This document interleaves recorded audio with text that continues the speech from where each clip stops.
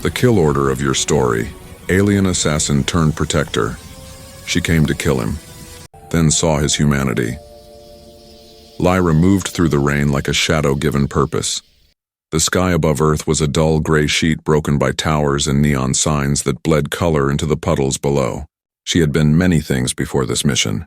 A ghost in the Syndicate, a name whispered in alien colonies, an assassin whose hands never trembled. Her orders were simple. Locate and terminate a human named Armin Hale.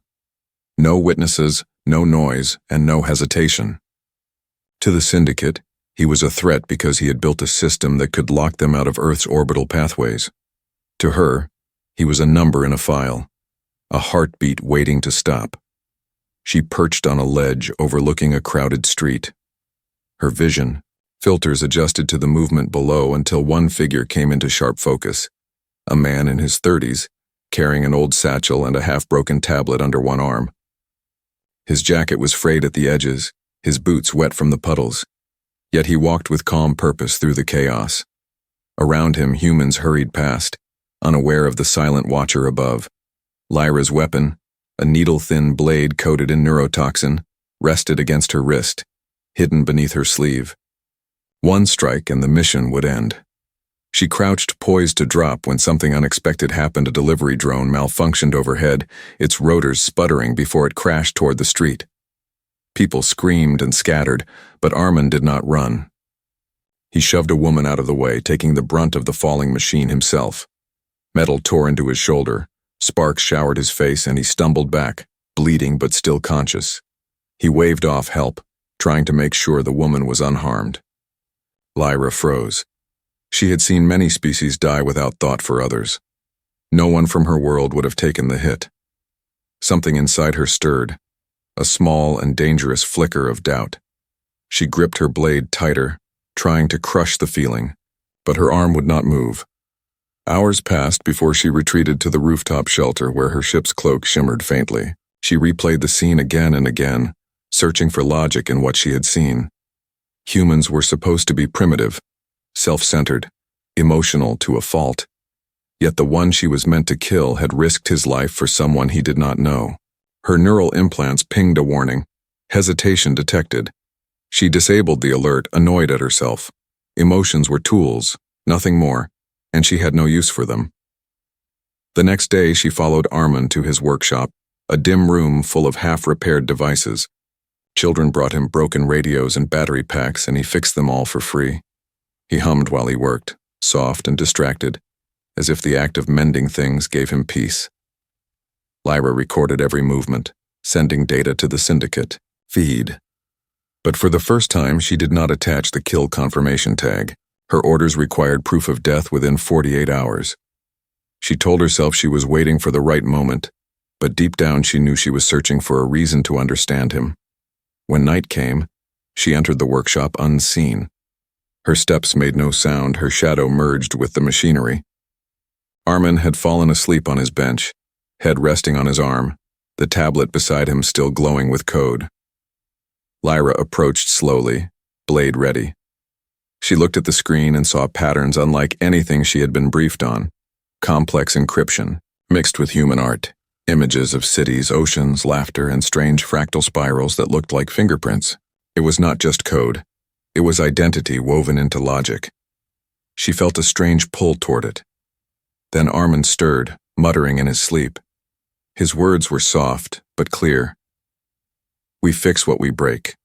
That's how we live. Lyra's hand shook.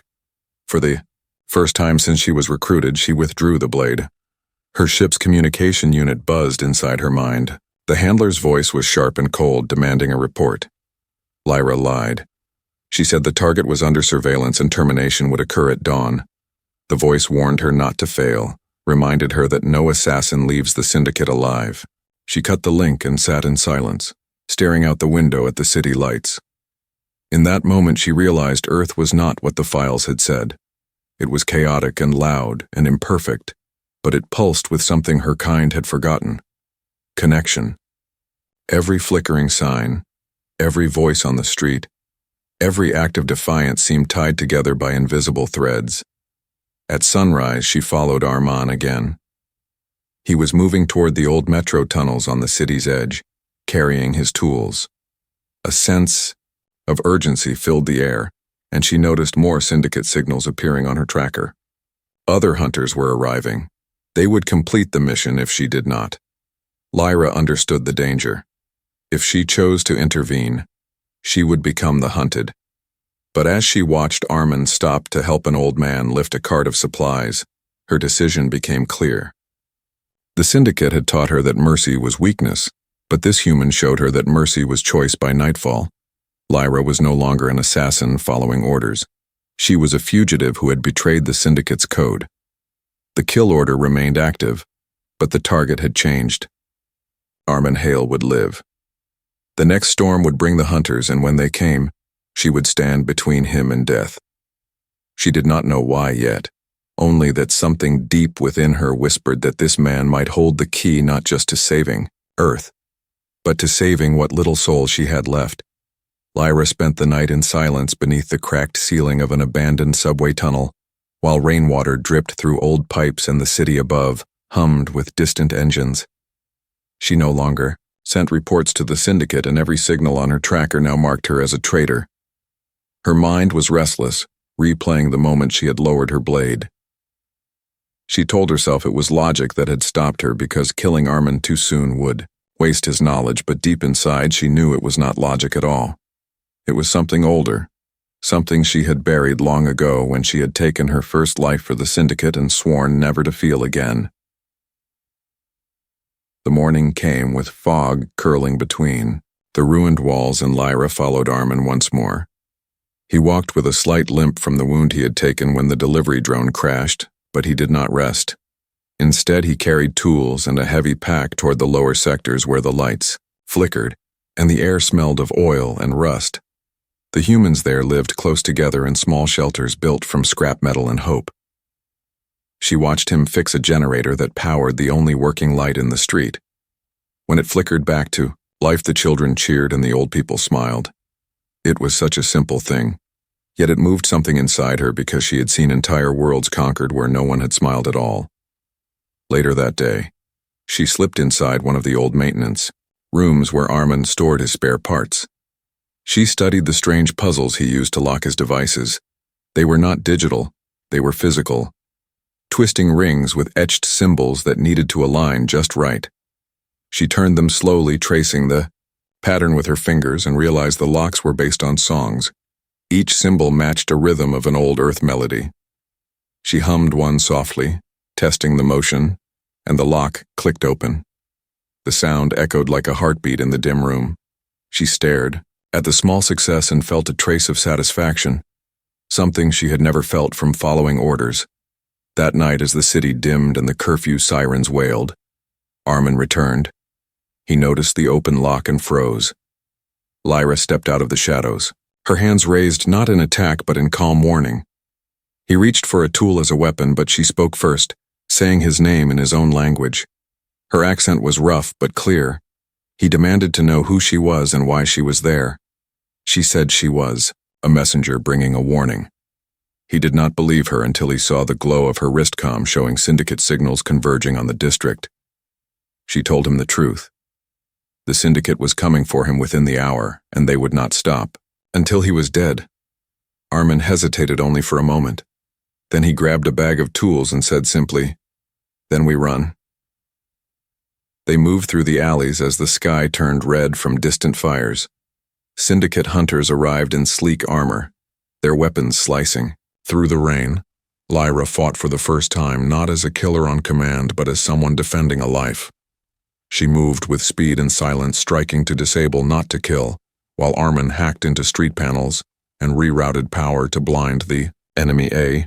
Drones swooped low firing beams that scorched the pavement. Arman threw a metal pipe into a power line, creating a burst of sparks that fried its circuits. The explosion threw them both to the ground. When the smoke cleared, they were alive, but shaken. They escaped into the storm tunnels below the city where the air was thick with moisture and old machinery hummed quietly. Arman sat against a wall, breathing hard. He looked at her in the flickering light and asked why she saved him. did not answer immediately because the truth was hard to speak. Finally, she said that she had seen something in him, that her world had lost and she could not let it die.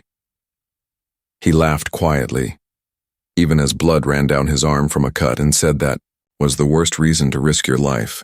She replied maybe, but it was her reason. For a while they sat in silence listening to the drip of water. Armin reached into his bag and pulled out a small radio, trying to repair it by instinct. He explained that the people needed communication to know where to hide and where to fight. He spoke about networks of humans spread across the city, helping each other, trading food and signals. He told her that humanity survived, not because they were the strongest, but because they stood together. Lyra listened and realized that this truth was what the Syndicate feared most. When they finally found rest, Armin showed her a map of the city marked with red lines, showing energy routes and old fiber tunnels. He said if he could reach the central subgrid, he could cut the Syndicate's link to their local relays. Lyra studied the map and added paths he had not seen, hidden vents and maintenance shafts only someone trained in infiltration would know. He looked at her and asked how she knew. She said she used to be one of them, but not anymore. His eyes narrowed, not in anger but in understanding. He simply said, "Then we both have something to fix." Hours later, they reached an underground power node guarded by a Syndicate. Patrol Lyra moved ahead silently, her blade flashing only when needed while Armin rerouted circuits to overload the generators. When the final switch flipped, the hum of power surged through the tunnel and lights all across the district came back. On the Syndicate network went dark for several minutes, enough for civilians to flee above ground. Lyra turned and for the first time saw real gratitude in human eyes. She had been praised for kills before, but never thanked for saving lives. The feeling was unfamiliar and strangely heavy, but the Syndicate was relentless. Within minutes, a larger force descended, bombing the area and destroying their shelter. The explosion threw Lyra and Armin apart. She crawled from the wreckage, her ears ringing, the sky filled with smoke and fire. The city map Armin carried burned away in the flames. She saw him across the rubble, still alive but pinned under a beam. She rushed to help, but new drones were already sweeping the area, searching for survivors. She pulled him free and they ran, limping through the chaos. The sound of pursuit filled the air. When they finally stopped beneath the ruins of an old bridge, Lyra looked at Armin and saw exhaustion and determination in his eyes. He whispered that the fight was not over, that there were others who could help, but only if they could reach the signal tower on the East Ridge. She nodded without hesitation. For the first time since leaving her homeworld, she felt a sense of belonging, not from orders or duty, but from shared purpose. She had crossed the line from assassin to ally, and there was no turning back. The morning after the escape was heavy with smoke and silence as the sun rose behind a gray wall of clouds, casting a pale light over the ruined streets. Lyra and Armin walked through what was left of the lower city, stepping over broken glass and scorched steel. The air smelled of ozone and burnt circuits. Armin carried a cracked tablet strapped to his arm and kept glancing at the faint map flickering on the screen while Lyra scanned the skies for drones. Her senses were sharper now, her body still tuned for the hunt, but this time she hunted not to kill but to protect. They had one goal left: reach the East Ridge and connect with what remained of the Resistance network. They found shelter in an old subway control room half buried under rubble. The walls were marked with graffiti, and the air vibrated faintly from the power grid above. Lyra examined the remains of an alien drone she had shot down the night before. Its armor was melted, but the memory core was intact. She cracked it open and streamed the data onto Armin's tablet. The holographic display shimmered, showing a map of the city overlaid with Syndicate patrol routes and a symbol pulsing near the bay. It was not a patrol symbol. It was a hive node, the central relay controlling all drones in this sector. If they destroyed it, the Syndicate would lose their eyes on Earth for a short time, long enough for humans to regroup. Our man stared at the glowing projection, his face streaked with soot but his eyes alive with determination. He said, "This is the heart of their trap. We take this out and people might have a chance." Lyra nodded, though she knew what. He did not: that the hive node would be guarded by something worse than drones. something alive and cruel built to anticipate human tactics. She kept that thought buried because fear would not help either of them. Armin noticed her silence and asked what she was thinking. She said that humans were good at turning weakness into strength and that maybe that was how they would win. He smiled faintly and said that was the nicest way anyone had ever described human stubbornness. They began to build a plan using what little they had left. Armin scavenged wires from broken machines, while Lyra welded parts into crude explosives using the energy cells of fallen drones. She guided him on how to lay traps, how to mask heat signatures, and how to move without being seen. In return, he showed her how human electricity grids could be rerouted and turned into weapons. The tunnels became their workshop, and slowly something new formed between them. A rhythm like a heartbeat, one of survival and trust. That night they tested their first trap in an abandoned underpass. They lured a syndicate scout team by sending a false distress beacon. When the scouts entered the tunnel, the lights flickered, then burst into a flash of energy as the current from a broken rail line surged through the floor. The explosion was deafening, and when the dust settled, the scouts lay disabled, not dead. Armin looked at the wreckage and said softly, "It worked." Lyra said no, it lived. She meant herself because for the first time in years she felt alive, not as a weapon but as a person. They dragged the damaged scout drone back to the subway room and opened its core. Inside they found not data, but a living alien officer suspended in a fluid tank, his body part, machine part flesh. His eyes opened as the fluid drained his voice, resonating through the room without sound, a mental echo that filled both their minds. The officer's words were sharp like metal scraping glass. He said, "You think you are fighting a war, you are only completing a test." Lyra stepped forward, demanding what he meant. The alien smiled in a way that was not human and said, "Every world that resists is measured, every world that fails is erased. Earth will be judged." Soon, Armin clenched, his fists trying to keep calm. He asked what kind of test it was. The officer's eyes shifted toward him and said, "The kind that determines if a species deserves to stand among the living stars or to vanish into silence." Lyra's pulse quickened as she realized the truth. The syndicate was not conquering Earth. They were testing it to see if humans could fight back together and survive. She asked what would happen if they passed. The officer only smiled again and said, "Then your fire becomes part of the hive." Before they could question further, the officer's chest glowed red. He had triggered a fail-safe self-destruction protocol. Lyra grabbed Armin and threw him behind a panel as the explosion tore through the chamber. The blast knocked them both down, smoke filling the air. When Lyra opened her eyes, the officer was gone, burned to ash, but part of the core survived, still glowing faintly. She picked it up and saw data fragments showing the location of the main hive ship above the ocean. Armin recovered slowly, coughing but alive. He looked at the glowing shard and said that was a message, not a warning. Lyra agreed. The syndicate wanted them to know the test had begun. Outside the tunnel, the sky rumbled with thunder and alien ships moving through the clouds. The first phase of the invasion was over. The true war was about to start. They packed what they could and climbed out into the streets again. The city was scarred, but not empty. People were emerging from hiding, helping each other, clearing rubble, lighting fires for warmth. A group of survivors recognized Armin and rushed to him with relief. They spoke of others fighting in the northern sectors, forming small cells, striking at drones with homemade weapons. Armin shared what he had learned, showing them the coordinates of the hive node. They agreed to spread the word while Lyra stood at the edge watching them work. She had seen armies crumble under fear, yet here was a species that refused to yield even when the sky itself had turned against them. As night fell, Lyra and Armin climbed to the top of an old communication tower to send a signal to the scattered resistance. Armin typed coordinates while Lyra kept watch. She could see lights moving across the city, tiny sparks of life in the dark. For a moment she felt a strange calm, as if the planet itself was breathing with them. Armin finished the transmission and turned to her. He said, "If the hive ship is above the ocean, that means we have to go there."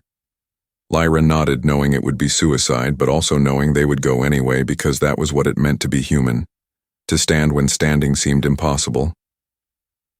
They sat side by side on the cold metal tower while lightning flashed across the horizon. The world below was breaking, but the fire in human hearts burned brighter than the storm. Lyra looked at Armin and said softly, "The Syndicate thinks Earth is a test. Maybe they are right. Maybe they will learn what happens when humanity fights back together." The sea was a mirror of clouds and ash. When Lyra and Armin reached the coast, the waves moved slow and heavy under the shadow of the hive ship that floated miles above the water like a wound in the sky glowing with deep blue veins of energy. The sight made Armin stop and stare, the engineer in him struggling to imagine how such a structure could exist without falling. Lyra knew the answer. It was alive, built from a fusion of biology and metal, a creature that grew its own weapons and fed on storms. She felt its pulse in her implants like a distant heartbeat, calling her back to the hive she had once served. She turned off her comm so it could not find her mind. They had traveled for 2 days through ruined highways and broken towns, stealing fuel from wrecks and food from empty stores. The roads were lined with the wreckage of human vehicles and Syndicate drones locked in silence after the last blackout. Their plan was reckless, but clear. Find a way onto the hive ship, plant a signal spike inside its core, and use the counter-frequency Armin had designed to disrupt the command network long enough for humanity to strike back. It was madness, but it was all they had. They camped near an old shipyard where the ocean lapped against rusted hulls and seagulls circled the sky. Armin sat by the fire soldering a small device, while Lyra watched the distant lights on the water. She could tell he was tired. His hands trembled slightly from exhaustion, yet he kept working. She asked him why he did not rest, and he said because every hour they waited, someone else out there might die. She looked at him for a long moment and said softly that his kind did not know when to quit. He smiled faintly and replied, "Maybe that was the point." The next morning they met with a small resistance group hiding in the shipyard led by a woman named Mara, who had once been a pilot before the Syndicate destroyed the defense fleet. She greeted Armin with relief and embraced him like an old friend. Mara's group had been monitoring the hive ship's descent pattern and believed it was drawing energy from lightning storms to power its lower docks. Armin explained their plan, and Lyra added details from her training. The others listened in silence until one young man spoke up, asking why they should trust an alien assassin. Lyra did not answer. Instead, she picked up a broken drone and dismantled it in front of them, showing weak points they never knew existed. When she was done, she said, "Believe my words or believe my results, I do not care as long as we win." The group accepted her after that, not with warmth, but with necessity. For 2 days they prepared the assault. They gathered metal, scraps and fuel cells, turning them into makeshift bombs. Armin modified an old diving rig to serve as their entry device, and Lyra taught them how to cloak their energy signatures using water and static charge. When the storm rolled in, thick and dark, they moved. The hive ship hung low now, lightning crawling along its belly like veins of fire. Mara led the first boat out carrying the charges, while Armin and Lyra followed in the second rain. Hit their faces like needles, the waves lifting and slamming the boats as they approached the glowing vortex under the ship. The sound of thunder drowned their breathing. Lyra guided them to the base of the ship where massive tendrils of metal dipped into the sea, pulsing with light. She found an access tunnel grown like a wound in the hull and ordered everyone to secure lines. The moment they stepped inside, the air changed heavy and warm with the smell of electricity and blood. The walls were alive, moving slightly, as if the ship were breathing. Armin looked around with awe and fear, whispering that this thing was not built, it was born. Lyra nodded, her voice low, saying that the Syndicate bred ships from a mother core, each one a living extension of the hive. They climbed through narrow corridors of flesh and wire until they reached a chamber that glowed with blue mist. The noise of the ship's heart filled their ears, a steady rhythmic pulse that seemed to echo through their own veins. Lyra led them to the control spine, where cables twisted around a crystal tower. She told Armin this was where the hive received and translated all signals. He connected the spike to the base and began uploading the counter frequency. The tower reacted immediately, the glow flickering. As alien glyphs flashed across the surface, then came the alarm. The hive sensed intrusion and its defense drones swarmed from the walls, sleek creatures of metal and light with eyes that burned red. The resistance fighters opened fire, but their bullets barely slowed the drones. Lyra drew her blade, moving faster than any human, slicing through circuits and armor. She shouted for Armin to finish the upload, but he called back that it needed more time. Mara threw grenades that burst into arcs of light, tearing holes in the swarm. For a moment it seemed they might hold. Then a blast shook the chamber, and a larger figure stepped through the smoke. Kale, the Syndicate war leader, emerged, his armor black as night, his eyes like molten glass. Lyra froze. As memories surged through her, Kale had been her commander, the one who had trained her, the one who had turned her into what she was. He looked at her now with disappointment and fury, saying she had betrayed the hive for vermin. She replied that she had found something the hive would never understand. He moved with terrifying speed, striking her across the chest and sending her crashing into the wall. Armin shouted her name, but she rose again, blood on her lips, blade steady. Kale advanced, and she met him head-on. Their fight was a blur of motion and sparks, blades clashing and metal shrieking. Lyra's body ached, but her resolve hardened every time she thought of Armin and the people fighting outside. She had killed for orders now. She fought for choice. Kale struck hard, but she turned his own energy back on him, driving her blade through a weak joint in his armor. He stumbled but laughed, saying she could not stop the hive alone. She said she was not alone. And in that moment, the spike completed its upload. The entire chamber pulsed with light. The hive screamed a sound that shook the air as the counter frequency spread through its systems. Drones froze mid-air, their eyes dimming. The walls convulsed as circuits burned. Out, Mara shouted for everyone to retreat. Armin grabbed Lyra, pulling her toward the exit as Kyle tried to rise again. The ship shook violently, and energy surged through the floor. A surge of lightning struck the tower, splitting it open. The core began to collapse. They ran through the living corridors as the hive shuddered around them. Explosions ripping through the walls, they barely reached the outer hull before the chamber behind them erupted in blue flame. Their boat was tossed by the shockwave as the ship above cracked open, raining molten metal into the sea. They clung to the wreckage, gasping as the storm swallowed them. The hive ship did not fall completely, but its glow dimmed like a dying star.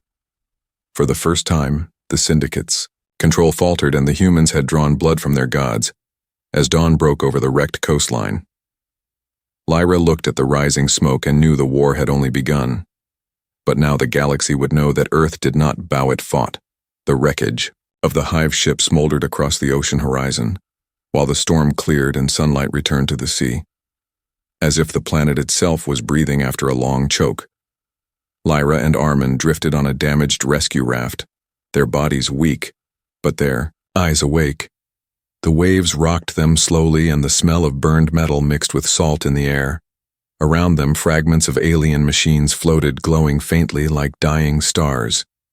The wind whispered through the broken hulls and carried the faint sound of human voices from distant boats. People were coming, not soldiers, not armies, but survivors gathering from the shore, drawn by hope. Armin leaned back on the raft, staring at the sky, his face streaked with soot and sea spray. He said quietly that they had hurt the hive but not killed it. He could still see smaller ships circling high above, moving like vultures waiting for command. Lyra nodded, her voice low, saying the hive was wounded, but wounds could heal unless they struck at its heart. Armin asked where that heart was, and she pointed to the faint light far out at sea, saying it was the mothership, and it would not stop until the planet broke. They reached the coastline at dusk, crawling onto a beach of black sand where other survivors had built a small camp from wrecked boats and tents. The humans greeted Armin with cheers and tears. Some knew him from the radio broadcasts that had guided their fight. Others only knew his name as a symbol of defiance. Lyra stood apart, watching their joy with a strange ache inside her.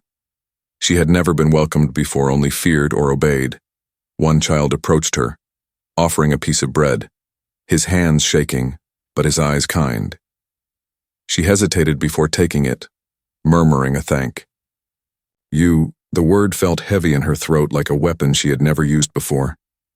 As night fell, Armin met with the resistance leaders who had gathered at the camp. Mara was alive, though burned on her arm, and she gripped Armin's shoulder, saying the counter-frequency had spread across half the planet. Cities were striking back, and the Syndicate's control was breaking. But the enemy was adapting fast. They were changing signals, shifting command lines, learning from every failure. Lyra listened, in silence, studying the storm clouds that pulsed faintly with alien light. She knew what was coming. The hive would rebuild its signal through a living node, a creature connected directly to the core.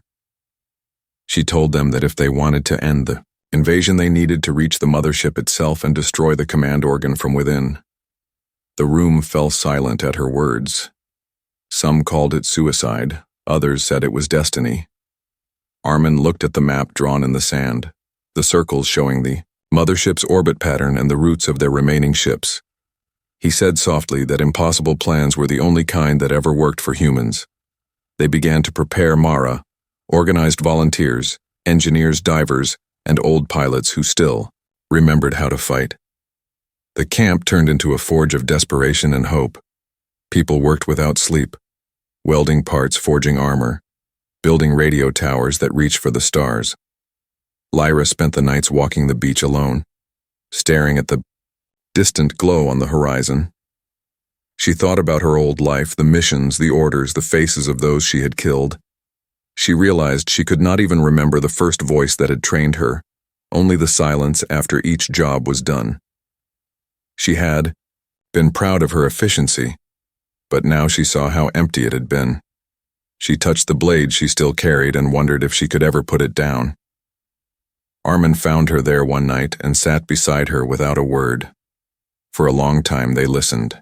To the waves, he finally said that she was different now that she could choose what kind of weapon she wanted to be. She looked at him and asked if he believed she could ever be more than what she was. He smiled faintly and said that being human was never about what you were born to be, but what you decided to become. The next morning the sea turned black again, but this time it was not storm, it was shadow. The mothership had descended lower, its presence darkening the horizon. The camp moved fast, loading the last supplies onto stolen crafts built from old submarines and fishing vessels. They painted them with salt to hide from sensors and powered them with scavenged alien cores. Lyra guided the infiltration team, showing them where the defenses would be weakest. She had studied the hive's mind long enough to know its patterns.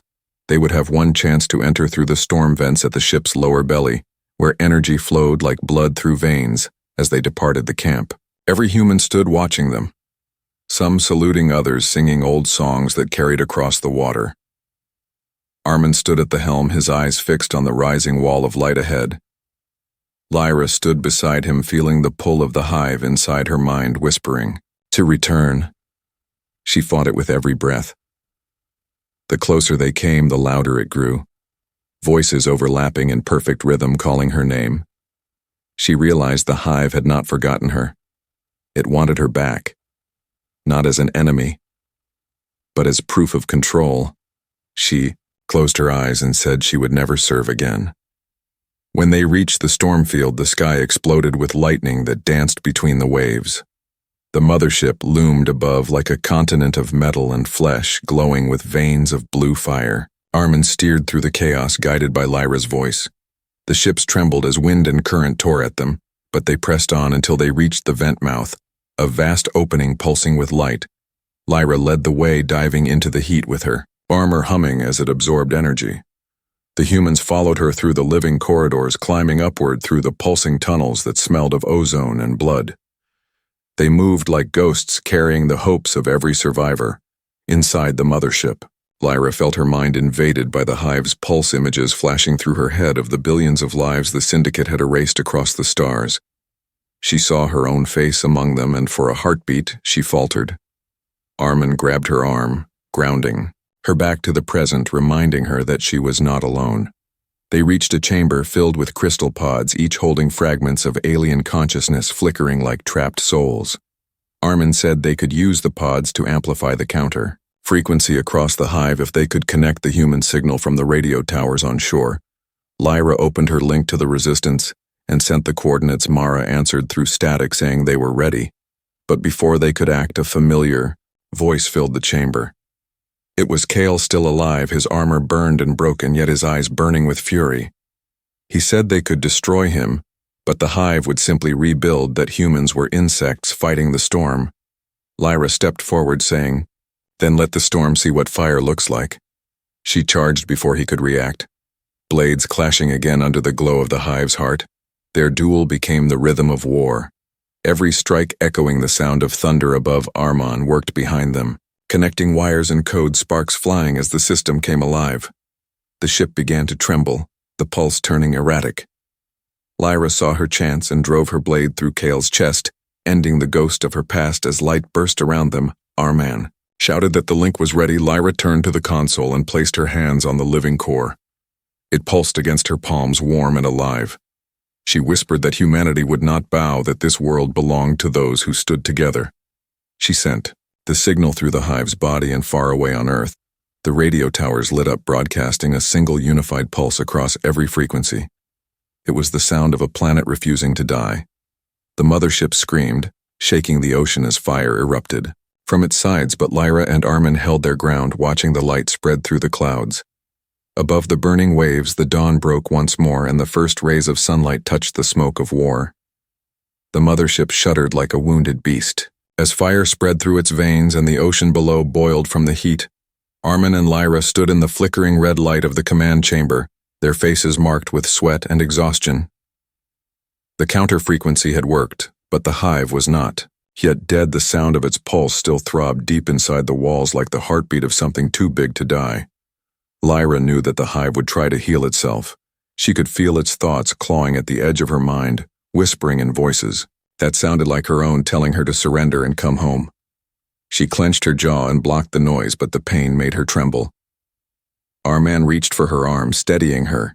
He told her they needed to reach the surface before the whole core imploded. The chamber walls cracked as streams of molten light burst through the seams. Lyra led him down the sloping corridor, their boots slipping on the slick metal while alarms screamed around them. The path twisted like the inside of a living creature, and every turn seemed to close behind them. They reached a narrow shaft that opened to the outer hull, but a section of the passage had collapsed, blocking their way out. Armin started clearing debris, but Lyra stopped him and looked up, noticing the vertical shaft leading higher. She said there was another way. They climbed through the shaft, the walls vibrating under their hands as explosions echoed above. Armin's pack carried the last data core containing the broadcast code that had united the human radio towers. He refused to leave it behind, saying it carried the map to the new network. Lyra smiled faintly at his stubbornness and said that maybe humans and the hive had something in common. Both refused to stop moving, no matter how much it hurt. He laughed once, but the sound was drowned by the thunder of collapsing metal. When they finally reached the upper deck, the storm outside had grown wilder than ever, lightning cutting across the sky while the mothership's surface peeled away in molten strips. Below them, the ocean churned with black waves and burning debris. Lyra helped Armin onto a maintenance platform and scanned for an exit, but the dropships were gone, destroyed by the blast. She could see smaller human crafts on the horizon fighting through the waves, trying to reach them, but the distance was too great. She told Armin they might have to jump, and he shook his head, calling it suicide. She said softly that suicide was letting the hive live. Suddenly the air split open with a deep metallic groan, and from the smoke above descended a figure, half metal, half flame. It was Kale again, impossibly alive. His body fused with the ship itself, the hive using him as a vessel. His voice came through the wind, echoing in their minds, saying, "You cannot kill what is one with the hive." Lyra stepped forward, gripping her blade, her eyes burning with defiance. She told him that if the hive lived through him, then killing him would finish it for good. Kyle spread his arms, and the walls around him pulsed with light veins extending into his body, connecting him to the ship. He had become the living heart of the hive. Lyra charged with a scream that ripped from her chest like fire meeting wind. Armin tried to help, but she pushed him back, telling him this fight was hers. She moved faster than before, her strikes fueled not by training but by fury. Kale blocked each hit, his strength magnified by the ship's energy. Sparks filled the air every time their blades met. Armin struggled to hold his ground as the floor shook under them. The ship began to tilt, sinking lower into the storm. Lyra's body bled from a dozen cuts, but she refused to fall. Armin shouted her name, but she ignored the pain, focusing on the rhythm of Kale's attack. She saw the pattern hidden inside his movements, the same repeating pulse that matched the hive's signal. She called to Armin, telling him to activate the core and sync the counter frequency with the sound of her heartbeat. He understood without question, running to the console and typing the commands. The system warned of overload, but he overrode it. The deck trembled as the counterpulse began to build, a deep hum rising through the metal. Kale staggered. Sensing the interference, he roared and drove his blade into Lyra's shoulder, but she grabbed his arm, holding it there, blood running down her arm. She shouted for Armin to release the full power. He hesitated, saying it would kill her. She met his eyes and said, "Then let it end with me." Armin pressed the final switch. The ship screamed as waves of energy exploded through the chamber. Light poured from the walls and Kale's body convulsed, his metal veins turning white, then shattering the hives. Voice filled Lyra's head one last time, asking why she would die for them. And she answered, because they fight for each other. The light consumed everything. The sound was so loud it felt like silence. When Armin opened his eyes, he was lying on the shore. The ocean was calm again and the sky was clear above him. He coughed salt water and tried to move. His body ached, but he was alive. He looked around and saw human rescue ships pulling survivors from the wreckage. Pieces of the mothership still burned in the distance, its great shadow finally broken. He searched the horizon for Lyra, but she was gone. Only the blade she had carried washed up beside him, half melted but still gleaming. He picked it up and held it against his chest, tears mixing with the seawater whispering her name. Days later, the fires died and the world began to rebuild. The Syndicate ships in orbit had vanished, their link severed without the hive's command. Humanity had won.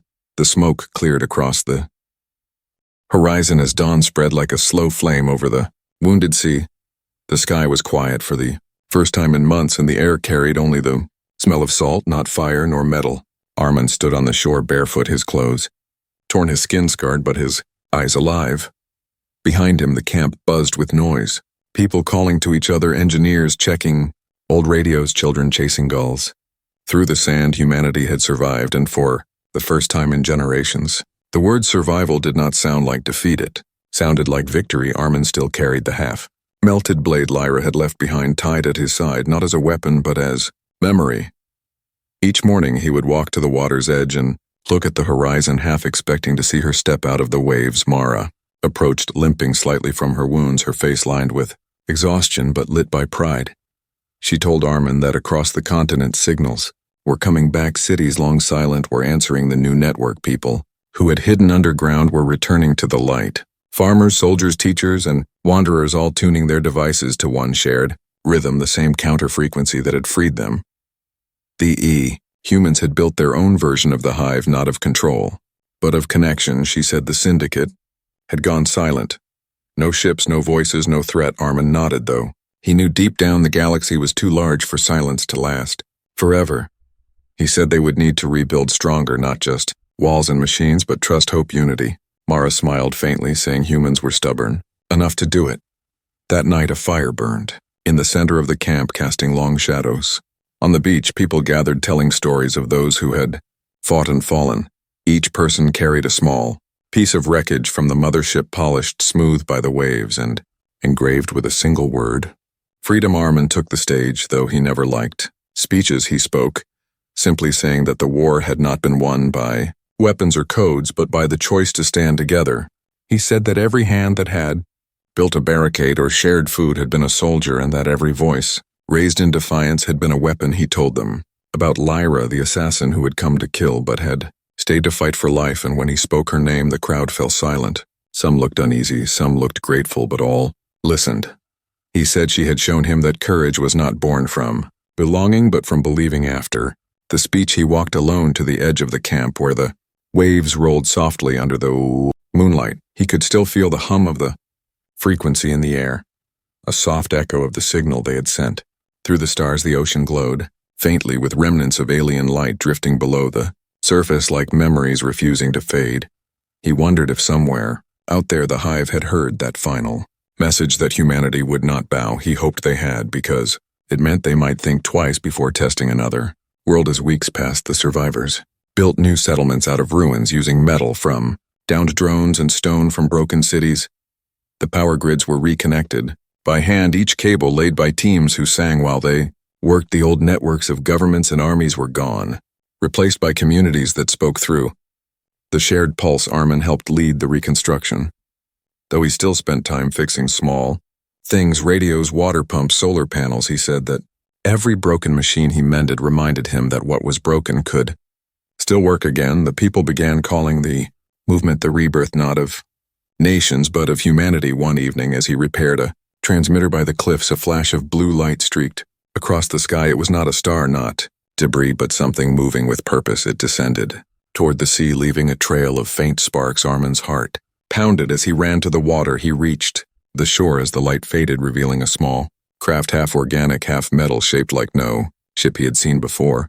It floated for a moment, then cracked open, and a figure stumbled out. Her armor was shattered, her skin marked with silver lines that pulsed faintly with energy. It was Lyra, barely standing but alive. Armin caught her before she fell. Her voice was weak but steady as she said that the hive was gone, but not dead. Fragments still drifted in the void. Some might seek revenge, others might remember the song. She said she had been caught in the final surge and thrown into the deep, where the sea healed her piece by piece. Her body was still part of the hive, but her mind was her own. Armin laughed through tears, saying that for once he would accept a miracle. She smiled faintly, saying that humans made miracles out of impossible things. Word of her return spread fast. People gathered, but they did not greet her with fear. They had learned from the war that difference did not mean danger. Armin introduced her as a friend, and together they began helping rebuild the global network. Using her knowledge of alien systems and his understanding of human design, the new grid they created pulsed with two heartbeats, human and alien, intertwined. It became a beacon visible from orbit, broadcasting a single message in hundreds of languages. We are alive, we are free, we stand together. Months turned into years, and Earth began to heal. Forests grew through ruined cities, rivers cleared of ash, and the night sky shone brighter with each passing season.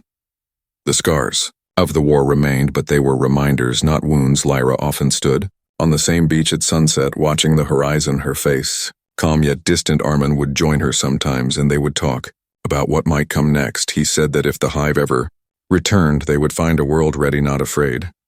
She said that maybe one day, other worlds would hear the human song and rise as well. On the 5th anniversary of the battle, they gathered again at the beach. The people lit fires across the coast, stretching for miles like a chain of stars. Lyra and Armin stood at the center, holding the blade that had ended the hive, now forged into a monument. They planted it into the sand, marking the spot where the sea met the land and the wind carried the sound of the waves to every ear. Armin looked at the crowd and said that this was not the end, but the beginning, that the universe was vast and full of tests, but now humanity knew how to answer them together. When night fell and the fires burned low, the children painted stars on the sand, their laughter rising over the tide. Lyra watched them and whispered that this was what the hive could never understand: the beauty of chaos, the strength of care, the endless courage of fragile hearts. Armin smiled beside her and said that maybe being human meant breaking and mending forever. She took his hand, and for the first time since she had come to Earth, she felt at peace. The ocean glowed once more under the moon, and in its reflection, the scars of war turned to silver streaks of light. Earth had survived the test, not because it was perfect, but because it refused to surrender. The hive had sought to measure strength and had instead discovered the truth that humanity was the kind of fire that learned to burn brighter together.